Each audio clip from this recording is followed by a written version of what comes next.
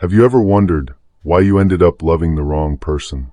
Why some people captivate your heart at first sight, but the longer you stay, the more it hurts? And why some couples seem perfect together, yet still fall apart for no clear reason? It's not because you're not good enough. It's not because you're unlucky. And it's not simply because you loved the wrong way. Perhaps the love you're experiencing is the result of something deeper, karma. Today, I want to tell you a story. Not a fairy tale about a perfect couple, but a journey, one that uncovers why we fall in love with certain people, and how that love can lead to happiness instead of repeating the same pain. If you're in love, have been hurt, or are searching for a meaningful connection, take a seat, take a deep breath, and join me in uncovering the truth behind why you marry who you marry. Some call love destiny. Some believe it's just emotion. But in the eyes of the wise, love, especially marriage, is never a coincidence. An old monk once said, "You can only marry someone whose merits match yours." If the karmic connection is not strong enough, no matter how hard you try, they will eventually leave.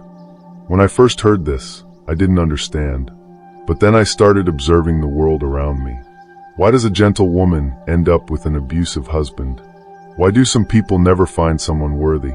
And why do some marriages seem unbelievably happy, while others fall apart without a clear reason? The answer lies in one simple word: karma. According to Buddhist philosophy, karma is the energy you have created through actions, words, and even thoughts from the past up to the present. And love, marriage, is no exception to this law. If in the past you helped, sacrificed for, or shared love with someone, then in this life, they may return to love you back. On the other hand, if you caused harm or pain to someone, you may meet them again, not to love, but to repay. Love is a meeting between two karmic energies trying to resolve each other. We think we choose who we love, but in truth, karma does the choosing for us.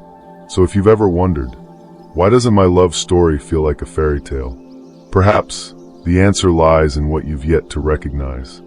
Have you ever felt that from the very first moment you met someone, they seemed strangely familiar, as if you had known them in some other lifetime? According to Buddhist philosophy, love is never truly the first time. It is a continuation of connections that began in previous lives. If in the past, you and someone supported one another, if you once loved, sacrificed, or walked together through suffering, then in this life, you will meet again as a gift sent by the universe. On the other hand, if two people once hurt each other, left promises unfulfilled, or caused pain that was never resolved, they too will return, not to love, but to bring closure to what was left unfinished. Someone once told me a story. She met a man right after her divorce.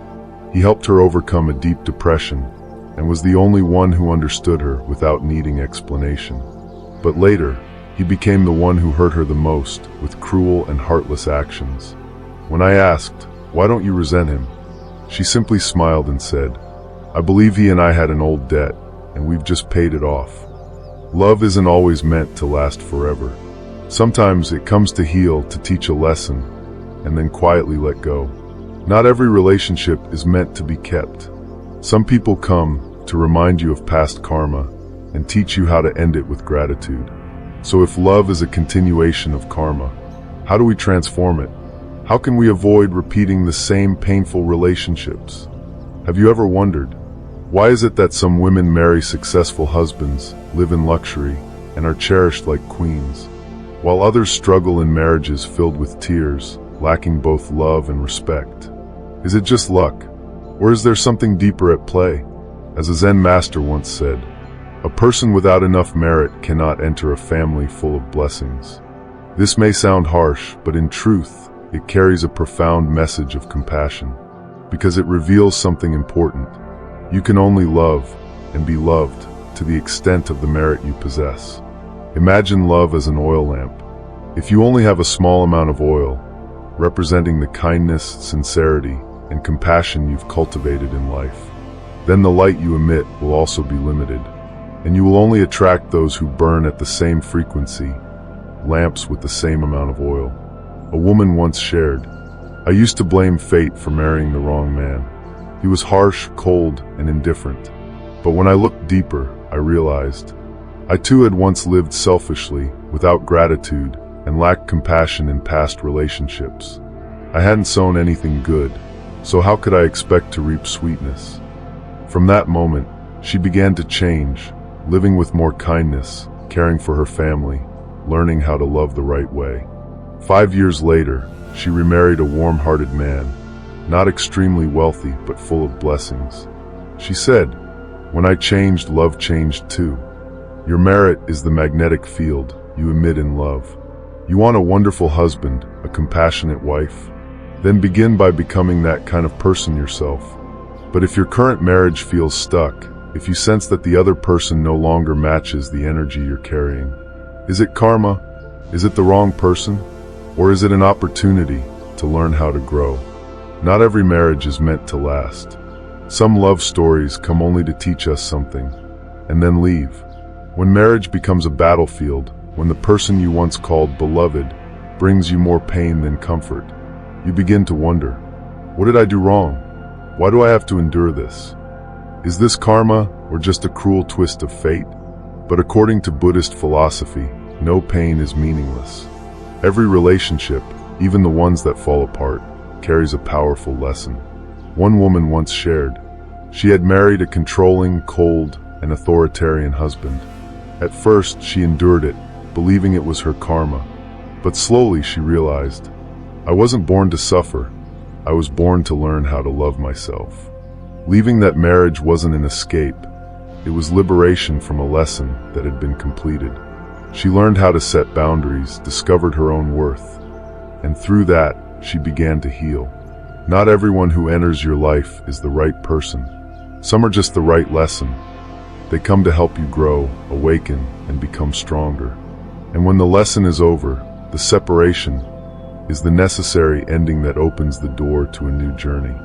Many people cling to a painful marriage simply out of fear of being labeled a failure. But true failure doesn't lie in a marriage ending. It lies in not learning anything from its end. So if the love that once hurt you is a lesson, how do you attract a love that brings peace and growth?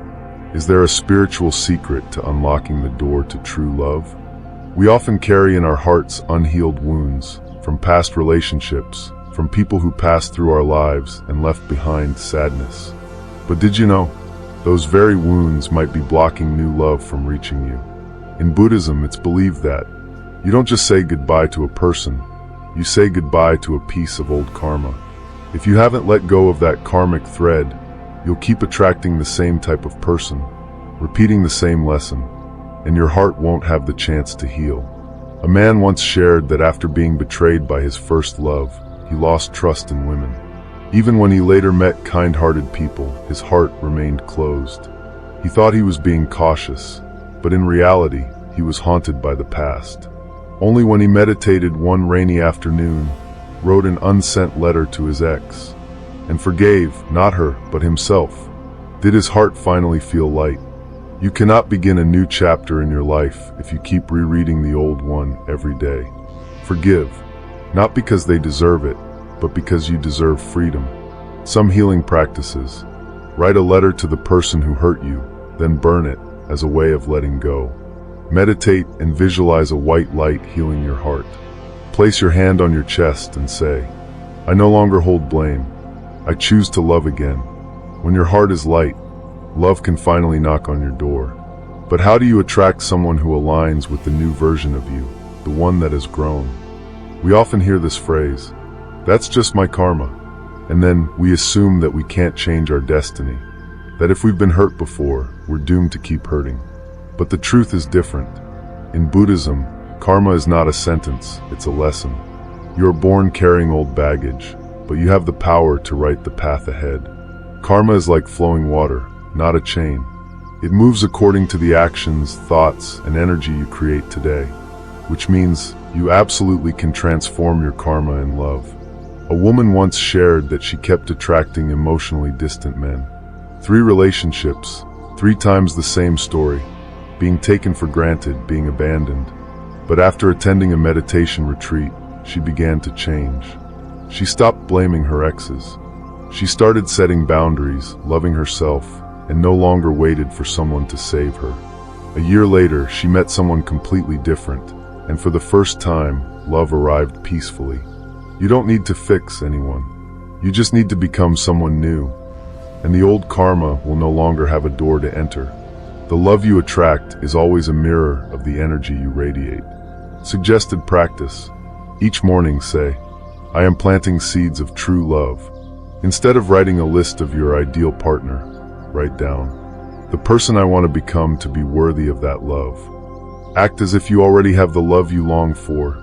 Respect yourself, be grateful for every little thing. And when you plant those good seeds each day, one day love will arrive without you needing to search. But how will you recognize that person? And how do you nurture that sacred connection with mindfulness?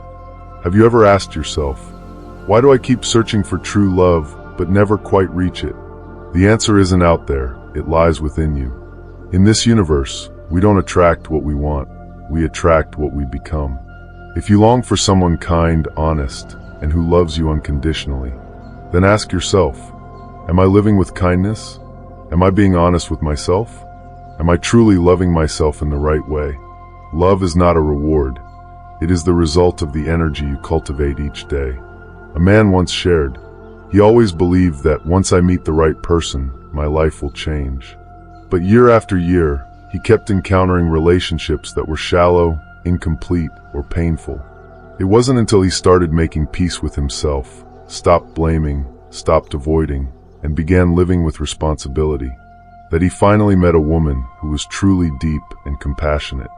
Not because fate arrived, but because he had become someone worthy of that kind of love. Love doesn't come to complete you. It arrives when you become whole.